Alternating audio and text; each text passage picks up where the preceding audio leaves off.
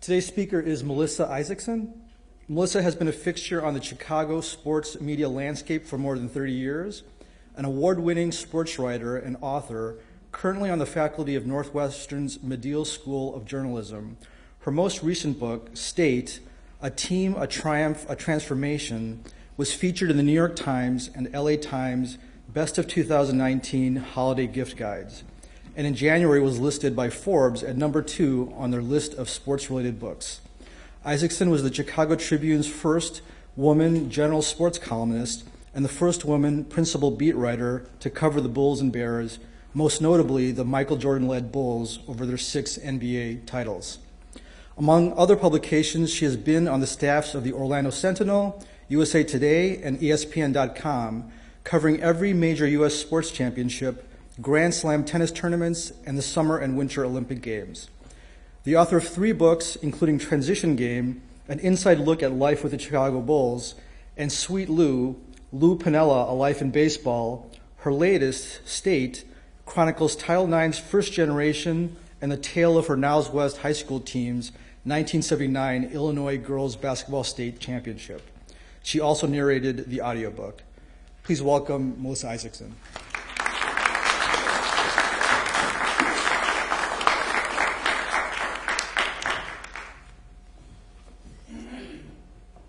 Thank you. Thanks, Bobby. I wrote that really well. I said to my husband, he's like, that sounded good. I said, I know, I wrote that. I shouldn't admit it. But anyway, if I didn't write it, who would, right?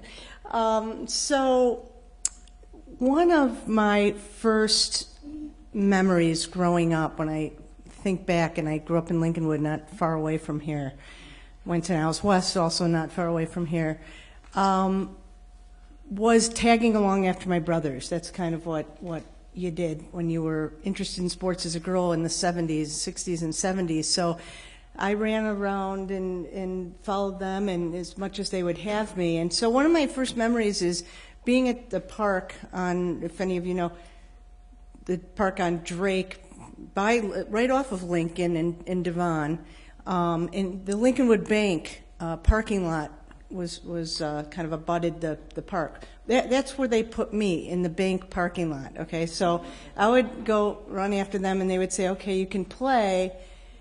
And mind you, they were teenagers, and I was maybe 8 years old in their defense, but they would play this game where you throw the ball up and hit it, and they had all kinds of different rules, and the boys would scatter around. And my place was, I would say, can I go here, like center field? Back up a little. Here? No, keep backing up. Here? No, in the parking lot. So I would be standing in the parking lot with my little glove, waiting for a ball. And one day, as luck would have it, actually my brother Richard did connect with the most solid hit he's ever had in his entire life. And he described it later as like a Scud missile. All I could hear was, run, Missy, run. And I'm running, and the ball is coming, and again, like a missile, hits me right on top of the head. I mean, this is in the parking lot, and I'm running, and it's going. And my next memory is just about 5 or 6 boys' faces, like this far from my face, right up against my face. And my first thought was, did I catch it? The answer was no. And their first thought was, don't tell. After they were fairly certain that I was okay and didn't need to get rushed to the hospital. I think there was some unconsciousness involved somehow. The next thought was, please don't tell Mom. It's our secret. And so that was our deal. I could be stuck in the hockey goal or be tackled on a football field as long as I promised not to tell. So that's kind of what I did. And then from there, I think about going into the closet where their Little League hats were. And they, in those days, they were all flannel. You didn't have the little plastic things in the back. They were like real caps. And the big L for Lincolnwood Little League, and I just thought that was the greatest thing ever. The only other choice of uniform I would have had or option would have been to be a Brownie, and that was not in the cards for me at all, even though I did think their uniforms were really cool, and I did desperately want a uniform. Just wasn't going there. So I would sneak in the bathroom and try on their Little League caps, Because again, girls just didn't do that. You didn't walk around in the 70s wearing a boys' Little League cap desperately as I wanted to. So, again, kind of in secret. I think about high school, and when we first entered high school, we weren't allowed to play. It's crazy when you tell kids now, they laugh because it's like hard to even imagine this. But again, in 1975, girls basketball was just started a year before at Niles West High School as a varsity sport. It was not yet in a state tournament form, and we were not allowed to play or practice in the boys' gym. It was called the boys' gym. It was the main gym in the school, and we weren't, it was very clear that we were not to play there. We got to try out there, and it was really, really cool, but again, when I say to kids or my students, we couldn't go in the boys' gym, they're like, what planet was that? I said, it's not, I know you think I'm old. I'm not that old. Like, this is modern history when this was happening, and it's not the biggest slight in all of mankind, but, it's pretty stunning. So, in order to get into the boys' gym, we had to sneak into it, and so we would wake up at 4:30 in the morning. My friend Shirley Cohen would drive up in her Gremlin that made a lot of noise at 4:30 in the morning, or really any time, but particularly at 4:30 with no muffler. And my father would just, was horrified. He'd have his hands over his ears and was sure that all the neighbors were up and calling the police, pretty much. So she would coast in after that. I said, you can't, my dad's going to kill you or have a heart attack. So she would just coast into my driveway. And we would get to Niles West High School at 5 o'clock and virtually, sneak into the boys' gym and play then. We eventually recruited a group of boys to play with us because we figured out that that's how we were going to get better, and that's how we were going to get tougher, to play with boys. And these boys were not the varsity athletes of the school, but largely just kids who liked to play, gym rats kind of guys, didn't mind playing against us. And at that time, nobody knew about it. Again, it was a secret. And we were not going to tell them, be gentle with us or don't try hard. First of all, we wouldn't do that. They wouldn't do it. So frequently we would get elbowed in the head. They were taller than us, so their elbows would come to our foreheads. And, I remember often one of us going down, and before the kid would even hit the ground, everyone would yell, "Get up!"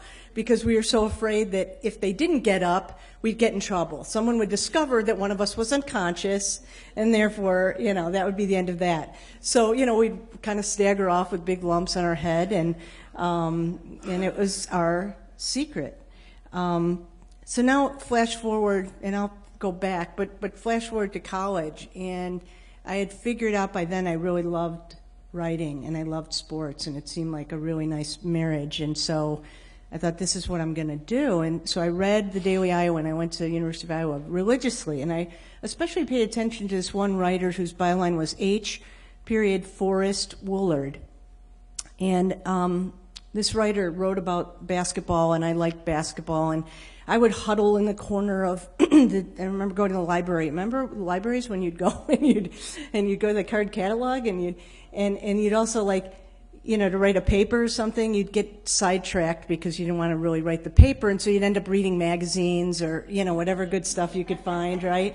And so I found anything I could find by women and about women in sports. And one day I was reading about, in the New Yorker magazine, about this group of women pioneers who covered sports. They were the generation older, only a few years older, but they were already in the profession. And the really scary, sad part was that they were getting out because it was clear that they were not wanted, that it was going to be very difficult for them to do their jobs. They weren't allowed in locker rooms after games to interview players. And so it scared me. It scared me a lot. And I remember reading this in the corner of the University of Iowa. And by then I knew in the library, this is what I wanted to do. And so it was terrifying, thinking what kind of world do I think I'm walking into? Soon after, I had my first article in the Daily Iowa, and I was so excited. Well, it was a paper for a class, and they said, bring it to the Daily Iowa, so I marched in with my little thing. And all I wanted to do is meet H. Forrest Woolard. Well, much to my surprise, H. Forrest Woolard was Holly Woolard. And my excitement that she was a woman very quickly was, vanquished by the fact that the reason she was H. Forrest Woolard is she didn't want anyone to know that she was a woman, that somehow she thought that would hurt her credibility. And so again, I'm thinking, what in the world am I walking into? And I remember writing to my mother, and again, remember that when you wrote to your mother, letters to your mother? I still have those letters. And poured my heart out about this is what I want to do, but I'm not sure that this is the right thing. But mostly the letters were filled with confidence and this feeling that somehow I could do it. But if you haven't detected some theme emerging by now, this idea of secrecy was kind of what I think characterized my coming up in sports. And I don't want to make it sound bad, but because it's not. But one of the central themes of my book is all the things we didn't know. It started out my book with a 2004 column in the Chicago Tribune marking the 25th anniversary of our state championship. And it was about, it turned out to be all the things we didn't know as kids. And one of the things we didn't know was that our coach at the time, Arlene Mulder, who was a young woman, barely 30 years old, nobody else wanted the job. It was her and the locker room matron were vying for it, and they offered like $250 or something, and you didn't do it for the money, although that was probably good money then. She took it, and she didn't really actually know how to coach basketball. That was a little drawback. She played basketball, but she really wasn't sure how to coach it. Well, the thing about women, I think, through history, well, I'm just making this up. I don't think it's really a fact at all, but I'm going to just say it. We are not shy about asking for help.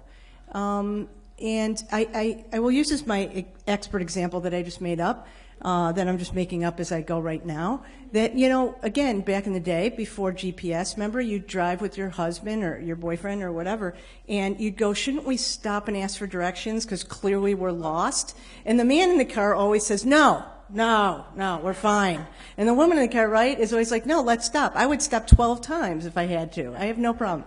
It's just, I don't know if that example works. But Arlene Mulder, back to her, had no problem with going to the head boys coach at the time. Billy Schnur was his name, and he was considered a legendary boys coach in the state of Illinois. He knew a brilliant tactician. He did a lot with a very small team year after year. They'd get close to super sectionals and so forth. They'd never win, but he was very, very good and very respected.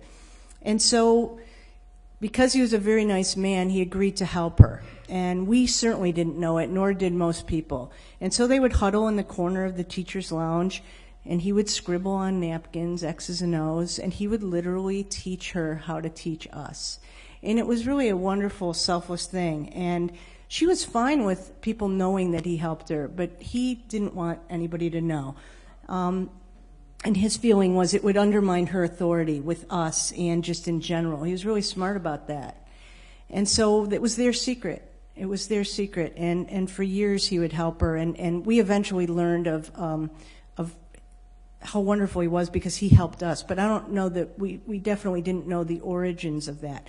We also didn't know that our principal, Dr. Nicholas Manus, was one of the great feminists. Who would even consider it? He didn't know. But what he was doing at the time, and what I learned through my reporting for the column and then later for the book, was that every weekend, he was one of those guys, if you remember, the IHSA, the Illinois High School Association, would have a board of directors, an executive board.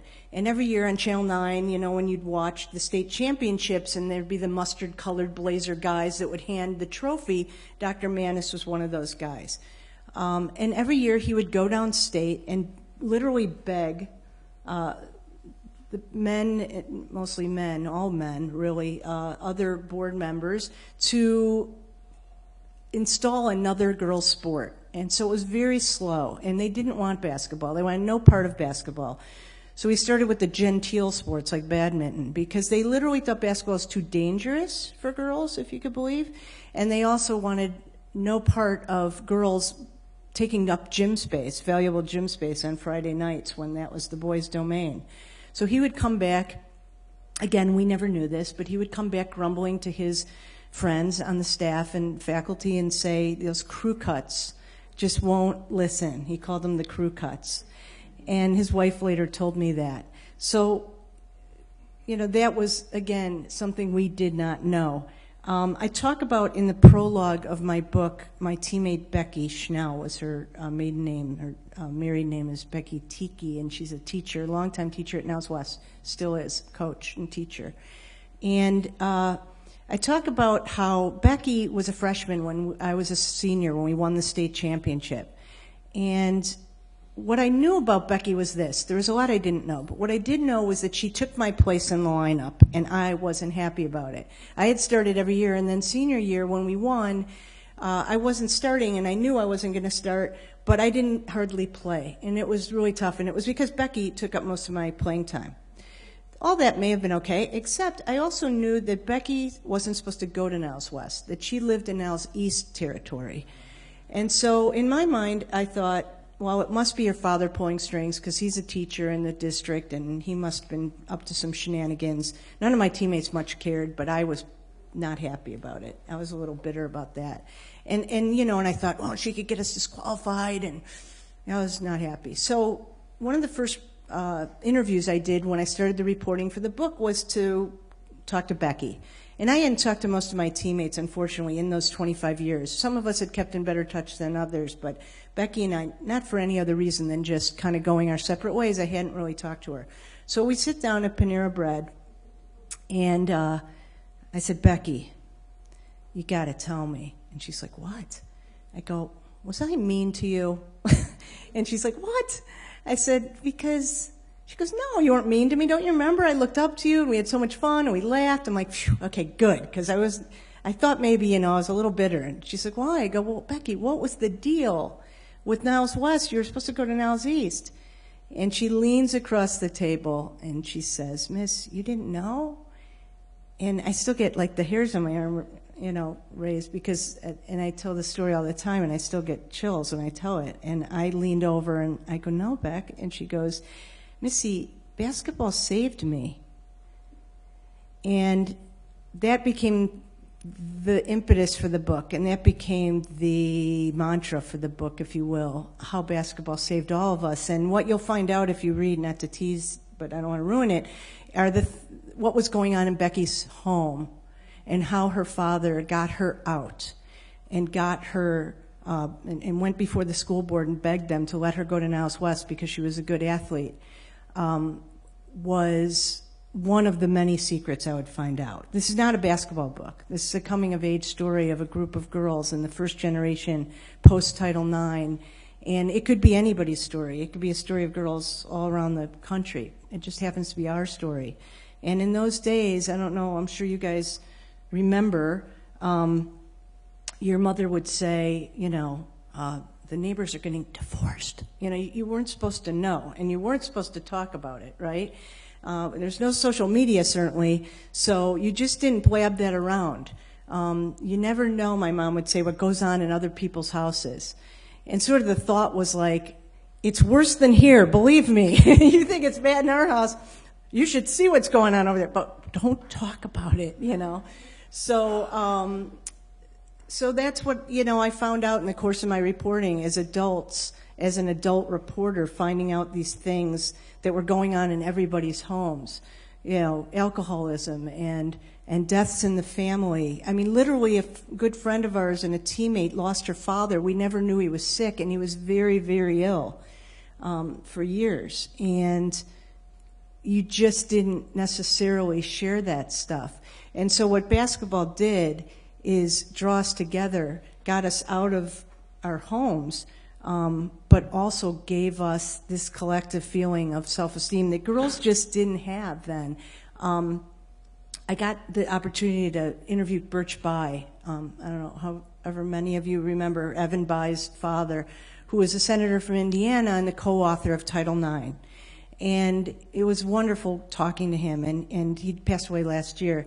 And I got to interview him, and one of the things I said to him was, you literally changed who we were as people. You changed the woman that I became. You impacted the woman I became, the man that I married, and how we raised our children, and my entire mindset. I'd like to think that I would have become somewhat successful in some ways, but I have no hesitation to say that Title IX helped make me who I am, and helped my teammates through every kind of tragic thing that happens to people. Just by percentages, there were 12 of us. One of us is going to suffer from domestic abuse on average, and one of us is going to have an illness or alcoholism, or their kids are going to be in trouble. This happened to us. We were not immune to that, and we could directly trace what we went through in high school to how we survived as adults. That's one of my favorite parts of the book, is the epilogue, as you find out what happened to us. From very early ages, boys got the lessons of life through sports. They didn't even know they were getting it. At age 5 and 6, they were learning about strategizing and negotiating and setting goals, and you know, putting aside your own interests for the good of the team, sacrificing for the good of the team, learning how to be leaders, learning how to be really good followers, pushing yourself past what you thought were your limits, being tough. And girls just didn't have access to that. We just didn't. And so when we did, when my generation, and I'm so lucky and fortunate that I did come, you know, as much as I missed it in my childhood, getting it in junior high and, you know, pre-adolescence and then adolescence for sure, getting those lessons, my gosh, that was like the magician tipping over the hat and showing us the tricks. All of a sudden we were like, oh, okay, so this is what it was all about. You know, I said at one point in the book, while my parents may have expected greatness from me, Arlene Mulder, the coach, demanded it. And no one demanded that from me before. No one demanded it from any of us.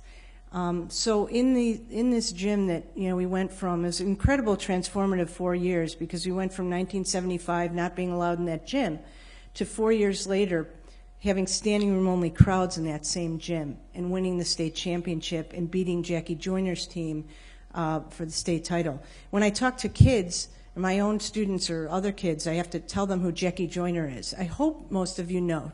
You at least know the name Jackie Joyner? Okay, thank God. Those of you who don't feel bad, but I'll tell you. I just made you feel bad. But I really make my students feel bad, because they're sports, you know, they're going into sports-related fields. So when they look at me dumbfounded, I go home right now and look it up. And so Jackie Joyner, what? Yeah, they Google it, right, immediately Google. Just Google and be done with it. Jackie Joyner was one of our all-time great athletes, and if there was a Mount Rushmore of great women athletes of our time, Jackie Joyner would be on the Mount Rushmore. Jackie Joyner grew up in East St. Louis, Illinois, and went to East St. Louis, Lincoln. And when we beat her team for the state championship, which we had no business doing, incidentally, you'll find out how we did that too if you read the book. She was 16, and we watched East St. Louis in their layup lines, you know, where they take layups and the other guys rebound and they go around and around. So we're kind of sneaking peeks because they were good and we had never seen them before. And we see Jackie Joyner, 16-year-old Jackie Joyner at 5'10", go over the rim, leap over the rim to get a rebound and tip it. I mean, this far over to her elbow at 5'10", and our jaws collectively, we had never seen anything like that, let alone from a girl. Are you kidding? A girl tipping the ball, a girl getting above the rim. This is how talented Jackie was. And so by that time, AAU, the world of AAU track, knew who she was. Floyd Brown was a reporter then. Some of you, really, it's a trivia question, so I wouldn't expect anyone to know Floyd Brown. But he was a reporter who did a lot of the courtside interviews, and he interviewed her at one point during the tournament, and he's like, so, we hear you're a good little athlete. He was so patronizing. He didn't mean to be, but And, he gives her the microphone, and she's real shy, and she's like, yeah. She's like going to win Olympic medals within a couple years. I mean, literally, she went on for a double scholarship at UCLA for track and basketball, and ended up winning gold medals in the heptathlon, which is the women's version of the decathlon. The decathlon is the 10 events that generally are acknowledged as the person who wins the gold medal in the decathlon, which was Bruce Jenner back in the day, is considered the greatest athlete in the world. She won the heptathlon, which is 5 of those events for women. So she was the greatest woman athlete in the world, and we knew that. So, I look at Title IX, and I know I've talked to Jackie since then, and it's very funny because when we talked, I interviewed her maybe around that 25th anniversary, and I brought up, of course, that I went to Niles West. I didn't know if she certainly wouldn't have remembered me. And immediately she's like, "Oh, the refs were really bad in that game," And so pretty soon we're like trash talking, me and Jackie Joyner, I'm like, all right, yeah, we won by 16 points. I'm sure the refs really made a big difference, and we're like really going at it, right? I got to interview her again last fall, I believe it was, and she came to Northeastern. The president of Northeastern went to high school with her, and so she came and spoke, and she was so gracious. I was like, I know I shouldn't bring up and remind you, I went to Niles West. She's like, oh, you guys were so wonderful. Age brings about, a little more graciousness.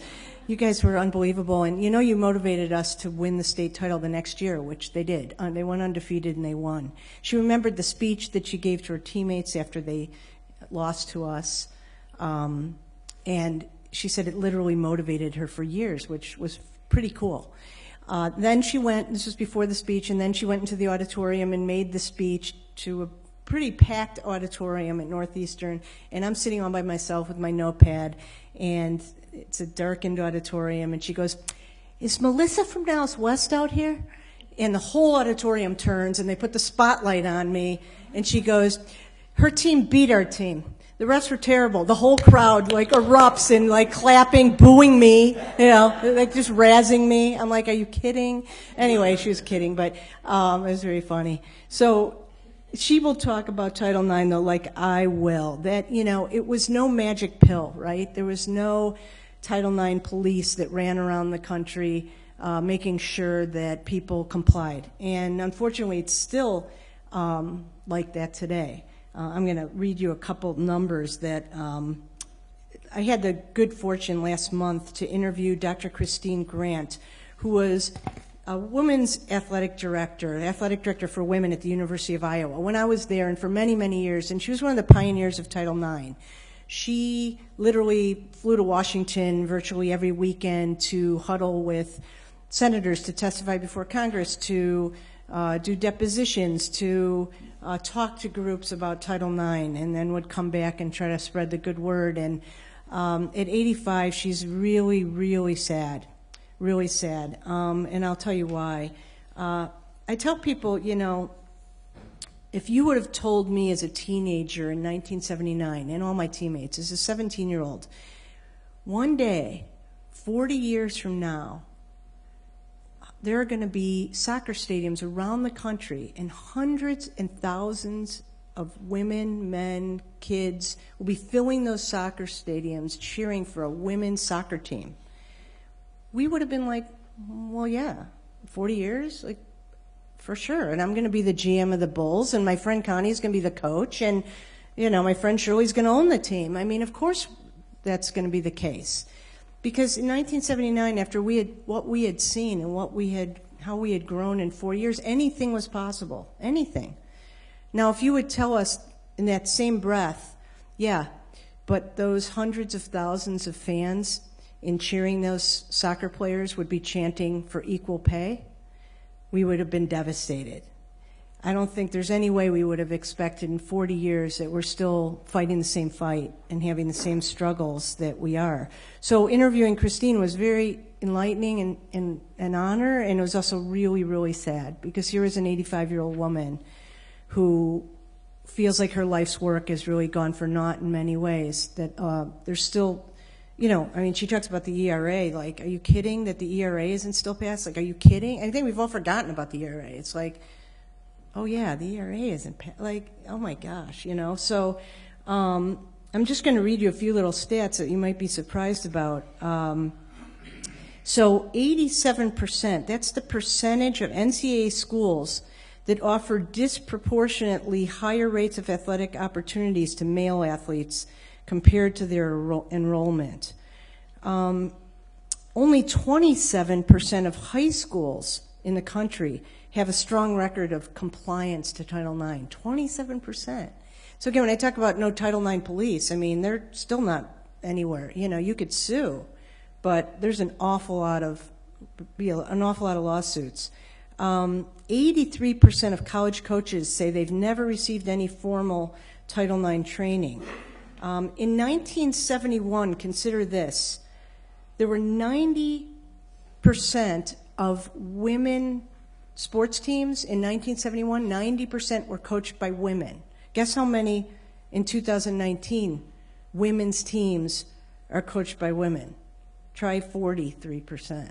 And in Illinois, high schools are in the 20s, because for the same reason that my high school coach, Arlene Mulder, who I told you about, our junior year became pregnant, went on maternity leave, because God knows she couldn't coach being pregnant, went off on maternity leave. And we got the driver's ed teacher and coach. He was a coach, I'll give him credit. But he walked us to the state championship. We were primed and ready. We had gone to super sectionals for 2 years. And then my senior year, he comes in, we win. Guess who got 0 credit for that win? Guess who nobody ever remembered? Guess who we didn't even talk about? And that's Arlene Mulder. Gene Earl was our coach. Terrific, great guy. He got in the Illinois State Hall of Fame for coaches. He had trophy cases named for him in hallways and streets and all kinds of things. Arlene Mulder, nothing. I'll make you feel a little better, though, and I will ruin one little part of the book that is kind of good in the epilogue, because I think it's worth telling you. And I'm not counting on all of you buying the book, although clearly I'm begging you as I tell you all these stories and give you all these little teases. But Arlene Mulder, who admitted her shortcomings in coaching and went to Billy Schnurr, there was a nice little back and forth there. While he was teaching her basketball, she was teaching him about leadership and life and how you relate to people and how you motivate. And she was doing things in the 70s with us that Phil Jackson did years later when I covered the Bulls. She was giving us books to read. She was having us do positive mental imagery, picturing us, shooting free throws. She was having us, thinking about things that boys coaches didn't do at the time. Boys coaches would yell at you by your last name only. Drop and give me 20. That's what boys coaches did with boys. That wasn't her thing. She didn't allow us to know how many points we scored. She wouldn't allow any of us to be the star of the team. That was not happening under her watch. And so she developed this unbelievable camaraderie among all of us and buy-in. It was so smart because we all bought in. The last person on the bench bought into the team. The last person on the bench was invested and contributed. And so guess what happens? Now you're playing big games. Someone gets hurt. You need the last person on the bench, and they're ready, and they're confident, and they're not bitter. And the pouting I talked about with me was very short-lived. It was also under the male coach. I'll make that point. But in the male coach only played 6 and 7 players the whole season. So she was very, very smart. And Billy Schnurr years later said, I wish I would have been smart enough to really take what she was doing and learn from her and become a better coach, because I could have become a much better coach. Well, before you feel too sorry for Arlene Mulder, she went on maternity leave. She has a baby. 2 years later, she had 2 little girls, and then she has her third, a boy. Well, she's a little restless at home, and so someone says, well, there's the assistant recreational director at Arlington Heights Park District. You can do that. So she did that. Then, well, there's park commissioner for Arlington Heights. Why don't you run for that? Okay, she ran for that. 2 years later, she ran for mayor. And 5 terms later, she retired as one of the all-time great local politicians in our state and in the country. It was no coincidence that she was a great, great leader all along. She knew exactly what she was doing. She maybe didn't have the confidence to say it when she was coaching us, but she still refers to those years as one of the great years of her life and of her career. Presidents know this woman's name. She got fellowships at Harvard, all the great universities. She's known internationally for her airport, I can't think of the stuff they did in Arlington Heights with airport noise reduction, and the work she did with the racetrack. She can't walk down the street of Arlington Heights without people mobbing her to this day. So I love Arlene Mulder. She's my hero. She's the heroine of the book. And she's one of the great, great, I don't know if it's an example of Title IX and what Title IX did for us, but certainly she is a great example of what it did for all of us. It's no coincidence that if you look at stats for the great, most successful women business people in the top Fortune 500 of women, that 84% of Fortune 500 women executives were athletes as kids, played team sports, if you look at the ones now. Now, there's not a large percentage of women in the top 100 of the Fortune 500. That's another story. But, there's a direct correlation to what we did then and what we're doing now. And I babbled to Birch Bayh at the end of me talking to him, telling him what he did for us, but I couldn't have babbled enough because he was so instrumental in my life. So I haven't really talked about my career. It was hard to kind of weave it into my story, but I'd be happy to answer questions about it. I went again. We talk about what happened to my teammates. I won't ruin all of that, but clearly what happened to me was I became a sports writer, and I don't think there's any way I would have had the courage to walk into an NFL locker room, had I not sort of gone through this experience with my teammates and winning a state championship and setting a goal and doing it and being on TV and all the things that we went through. So, I'd like to think I would have accomplished a few things in my life, but I absolutely think that was a big, big part of it. So I'd be happy to answer any questions, and I kind of stopped a little short, I think, but yeah. You want to? Yeah. Thank you so much.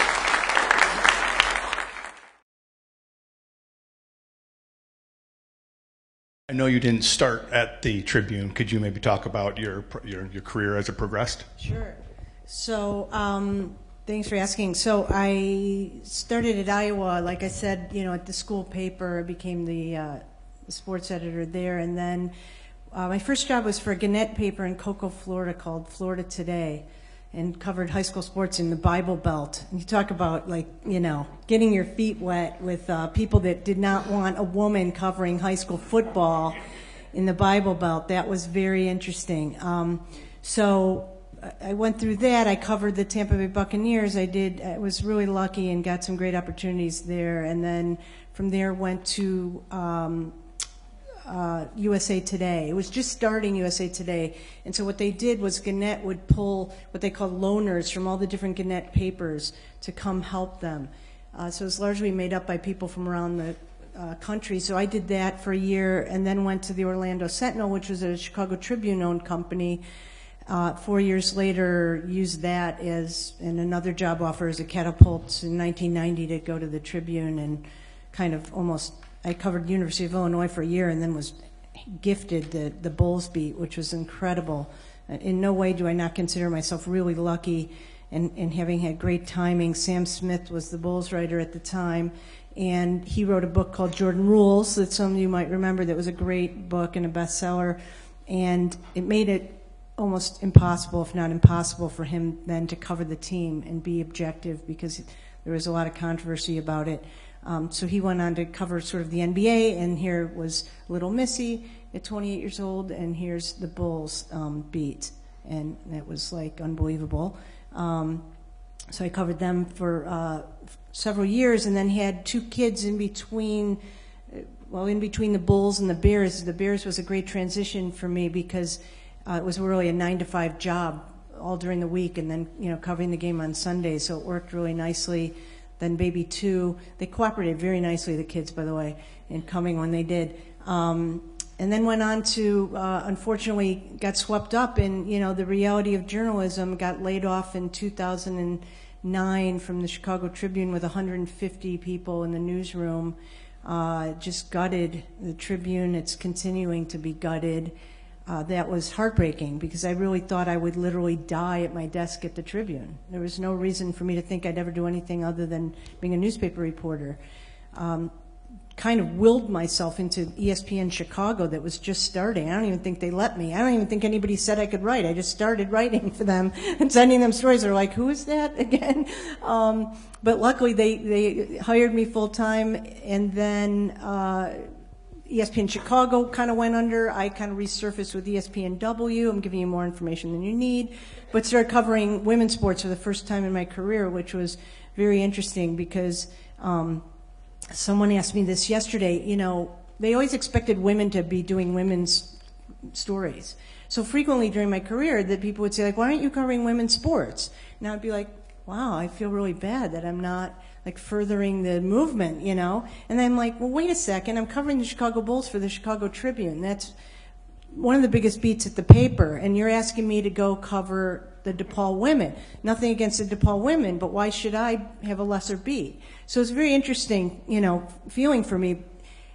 I still felt guilty though, and when I got the phone call that said you're going to go to ESPNW now, I was happy I still had a job. I hung up the phone, and my daughter, who was then about 12, said, "Oh, Mom, I'm so sorry. You have to cover the women now?" And I went, oh, God, what did I do? How did I raise her that she would think that this was a demotion? And I felt really bad. And in truth, honest to God, that was one of the great periods of my career where covering women. I had been covering tennis for many years, but really did a lot of Serena Williams stuff, covered some women's golf, covered the Olympic Games, and did a lot of really interesting things covering women's sports during that period, and that was a really, really great time of my career. So, and then ESPN, again, another big sweeping layoff that my only consolation then was look at all the great names next to me that also got laid off. Wow, I'm in good company. But that was also really, really sad, and I think I got tired of looking over my shoulder at that point. I have many dear friends who are still journalists. It breaks all of our hearts what's happening.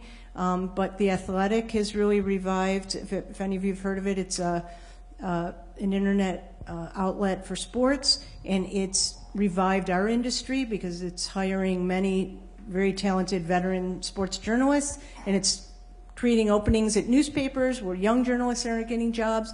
So the sports industry doesn't look bad, but I think I'm through. I loved writing the book, and I'm continuing to write a blog, and anybody asks me, I'll write, and I miss it. I do miss it, but I don't think that I could sort of survive that looking over my shoulder thing. So Northwestern's been another gift, and I love it. And people, my friends will be like, how can you tell young people to be journalists? Shouldn't you be telling them to run for the hills after what's happened to you?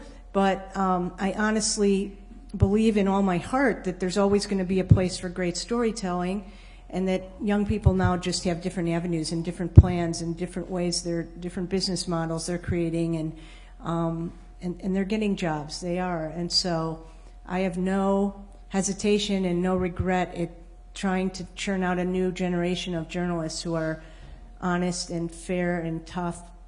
And I tell them without hesitation too that what's happening right now, whatever your political, well, I shouldn't say whatever your political belief is, because you probably won't agree with me if you're not of my political belief, but what I think is happening right now is nothing short of heroic in journalism right now. I think that there's unbelievable work being done, and I'm not talking about Fox News. I'll just let the cat out of the bag. I think what's going on at the New York Times and the Washington Post and others is nothing short of heroic, and I'll just put it out there. So there, now you know. Thanks for your talk. I am a subscriber to The Athletic too. It's very good if you like sports. Could you tell us more about what is Title IX supposed to be doing, as I actually don't know, Yeah. and where is it failing? I mean, Title IX was, originally an education amendment. It wasn't meant for sports. And Christine Grant told me this funny story about when it was first enacted. Before it was made into law, in between, no one paid much attention. And she literally was in Congress and saw the buzz that went through the Senate as senators realized it was sports mainly, or, it was a huge component of it. And so all of a sudden these guys were like, wait a second, what are you talking about here? Women are going to have equality in sports and teams, and so they didn't like it very much. That's what it was intended to be. If you ask a young person now what Title IX is, they'll talk about, its ties to sexual harassment and, some good things it's done. If you ask people 10 years older, 15 years older, they'll say, well, Title IX's terrible because it eliminated men's minor sports. There's no men's gymnastics and men's wrestling with the numbers that it used to be because Title IX, it's all their fault. They've eliminated.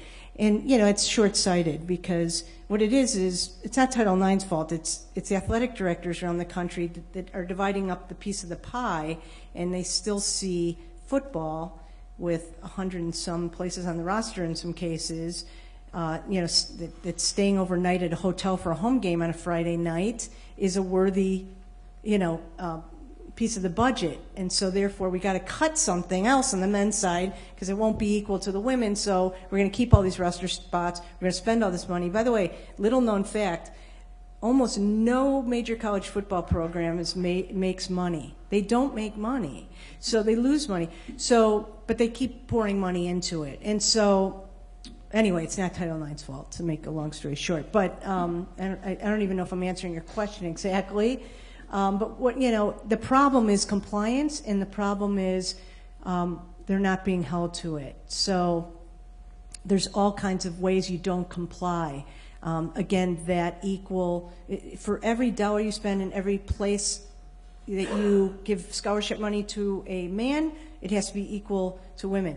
There are websites that a girl who's interested in going to college can look at and find out which colleges in the country comply and which don't. But very few girls know that. So they're going to schools that really have terrible histories. And so Christine's like, if you could, she's very sick now, unfortunately. And so she said, if there's anything you could do to spread the word, to tell young women that they can find out the colleges that aren't complying. So there's any number of ways that schools aren't complying, and it's really, it's devastating. And this doesn't have to do with Title IX, but women not coaching women is too bad. When my team, when Arlene Mulder left and Gene Earl came in, he did not want the job. He did not want it. He made no secret of it. He wanted to coach boys, and he always did. And that was the feeling of most guys then. Well, all of a sudden, he got paid more than Arlene Mulder, and he thought, well, wait a second. These girls are really receptive to coaching and really hungry and really fun and work really hard. Like, this isn't so bad. So that happened everywhere, and more men started, and they were jobs that were open, they could get, and frankly, a lot of women then weren't experienced and couldn't, and maybe they didn't want the jobs because they were taking care of the families. Arlene Mulder had 2 kids, and she was working crazy hours and feeling terribly guilty about it. So men started infiltrating that world, and they haven't left. So no offense to men. I'm not like, oh no, men stink and they shouldn't be coaching. I'm just saying it's really, not equal right now. Any other questions? Yeah.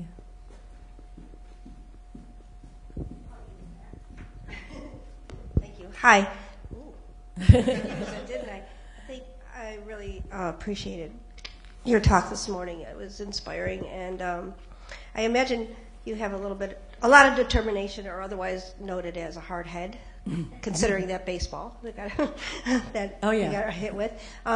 So I was wondering what kind of discrimination, especially in your early years, did you have a lot to fight being a sports writer, a woman sports writer? Oh, yeah. It definitely, there was a generation of pioneers before me that I talked about reading in the school, library. they were leaving the profession, but they still set the stage. They still made it possible for women to even cover sports. We started eating away a little bit at this sort of unfair, men can come in the locker room, you can't. I remember the Doug Flutie Hail Mary pass.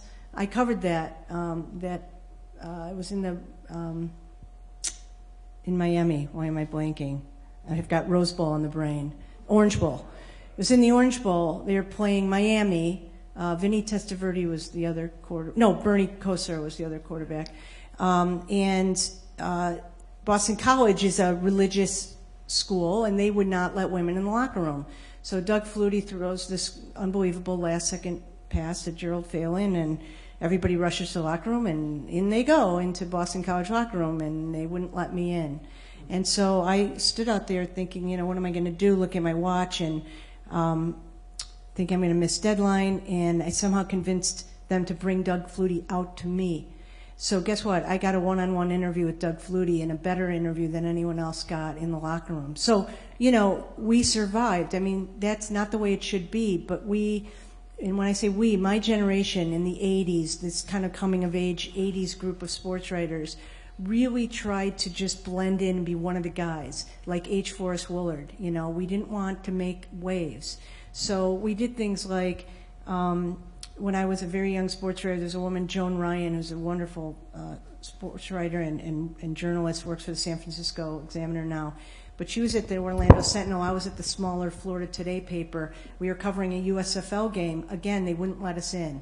And we're looking at her watch, and Joan is a few years older than me, at a bigger paper, and she's like, I'm going in. I don't care. I have a deadline. So she marches in, and I'm standing at the door kind of, what should I do?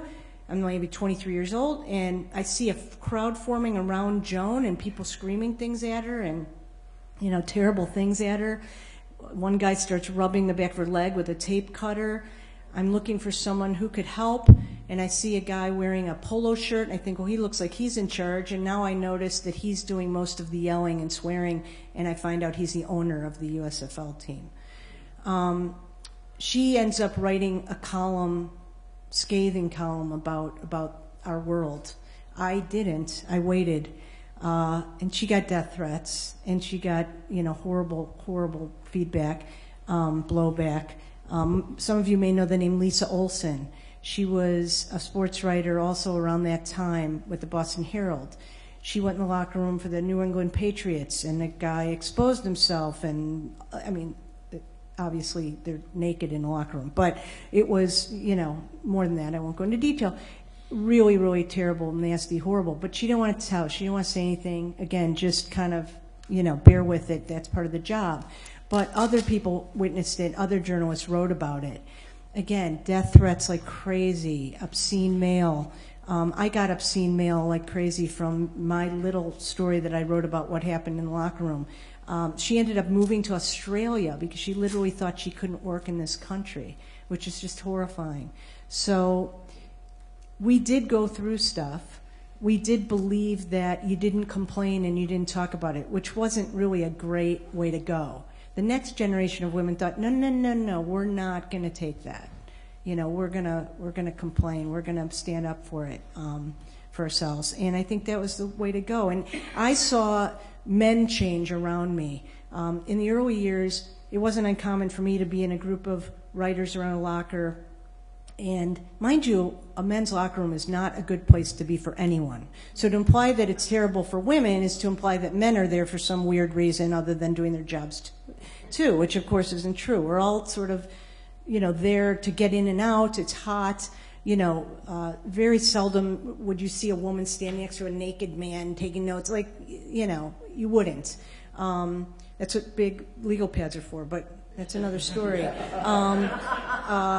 But it wouldn't be uncommon for me to be standing in a crowd and a guy athlete to say, I'm not talking if she's here.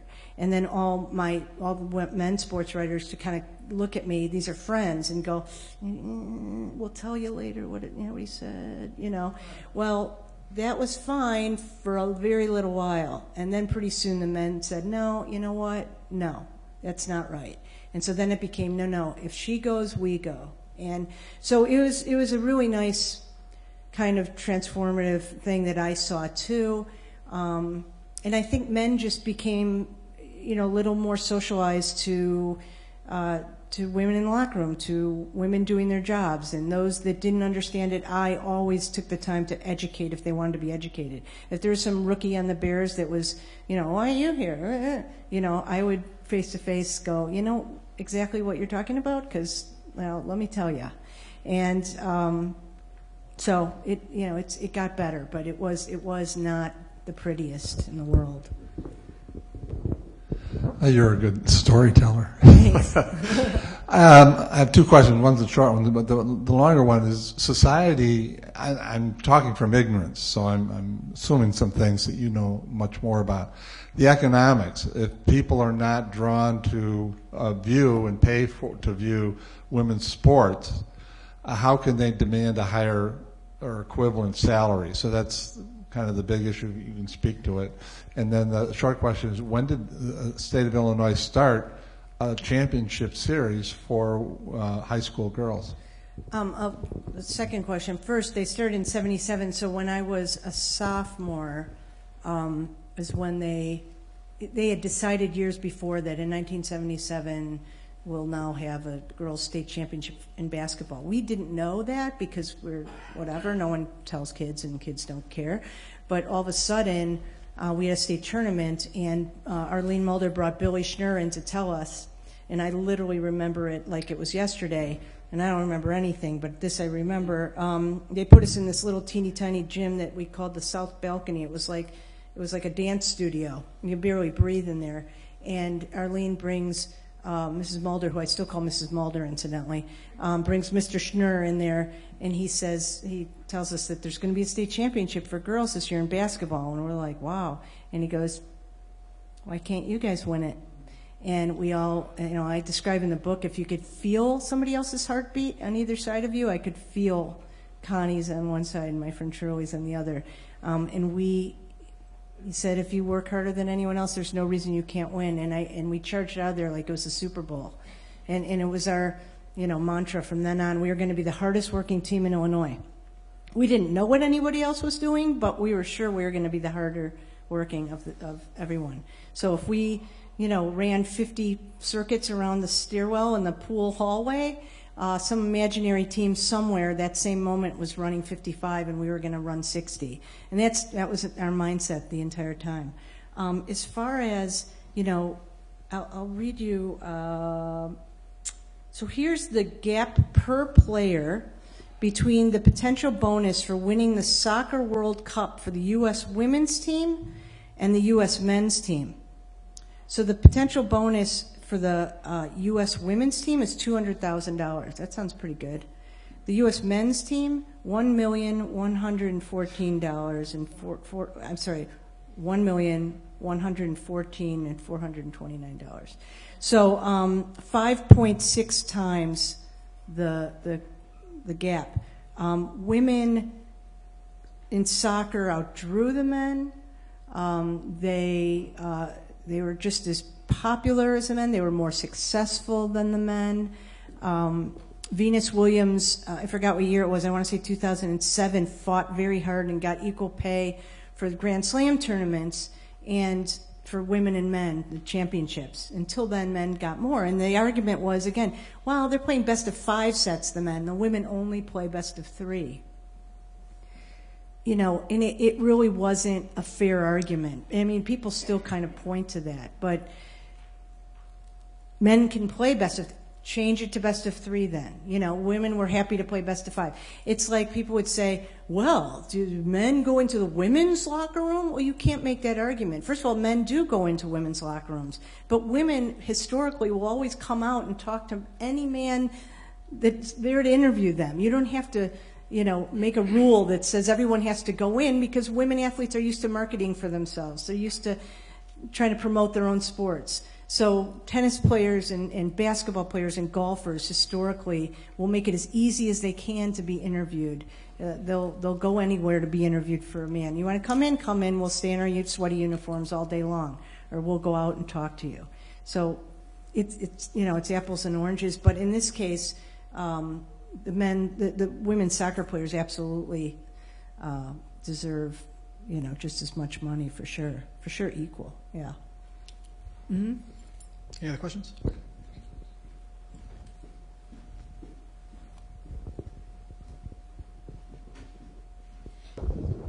I grew up in sort of a preppy East Coast town, and I remember the same period that you've been talking about.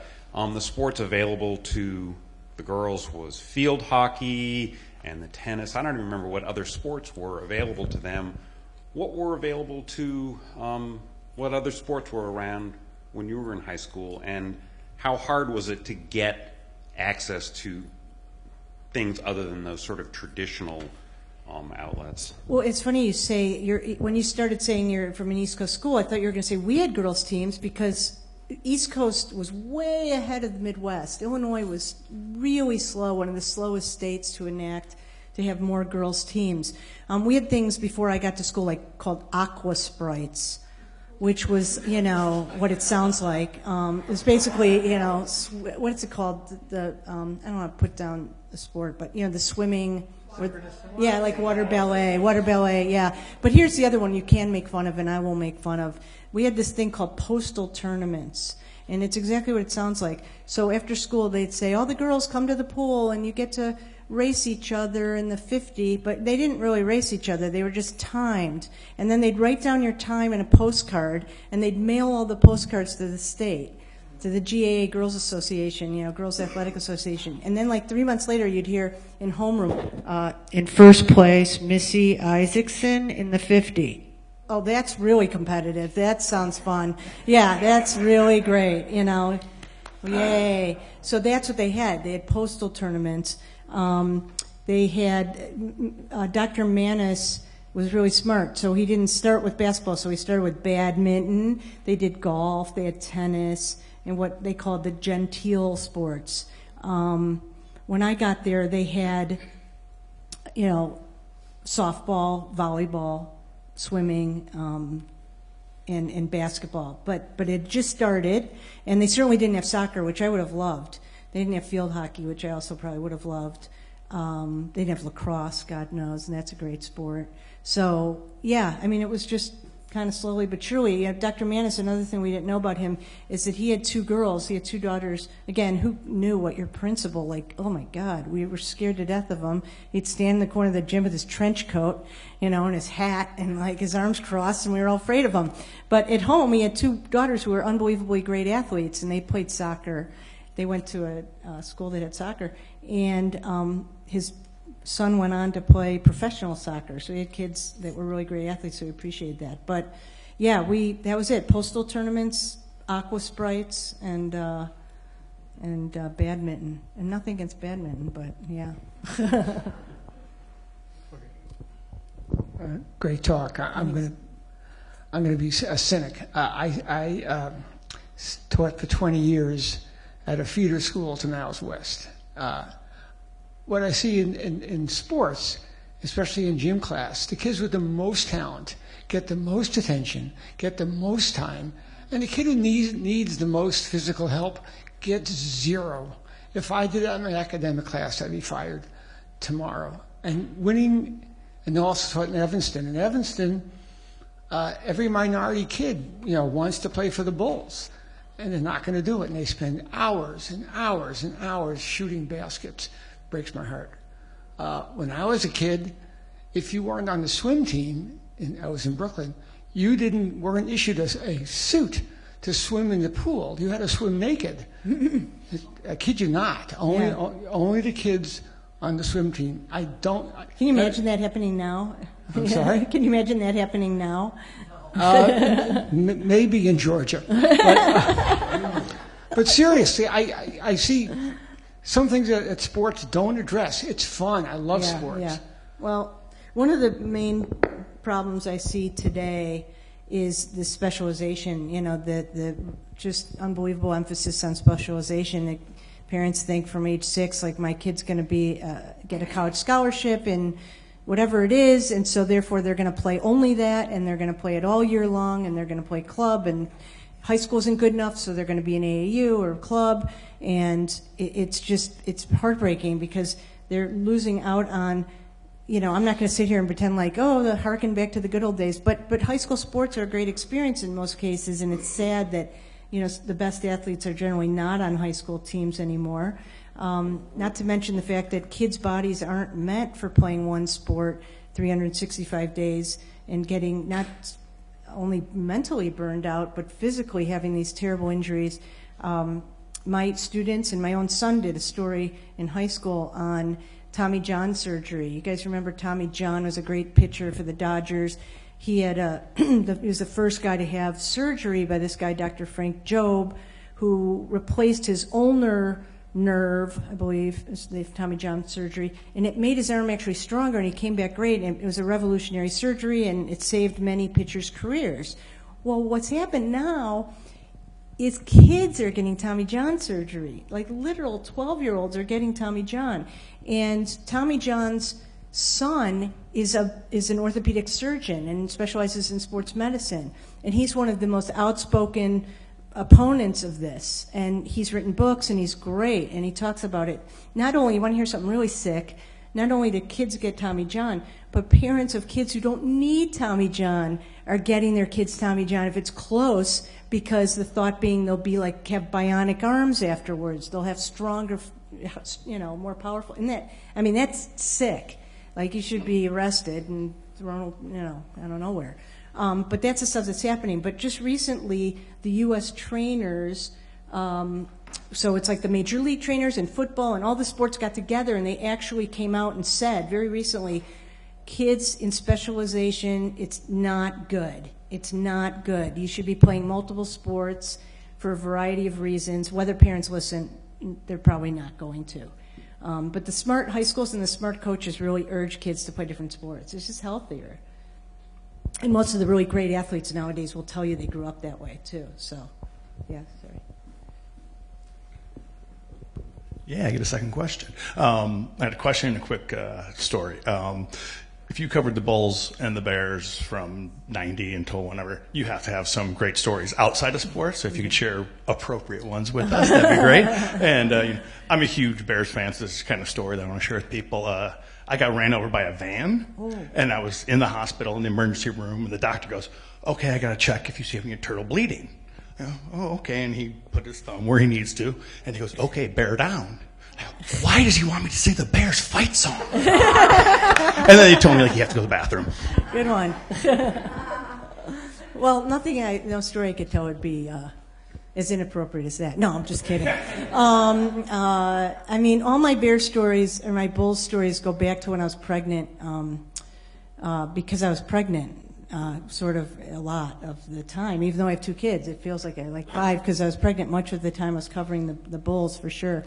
My daughter Amanda's 24, so when I see Michael Jordan, the first thing he says is, "How's your baby?" I'm like, "Oh, she's 24. She's a nurse."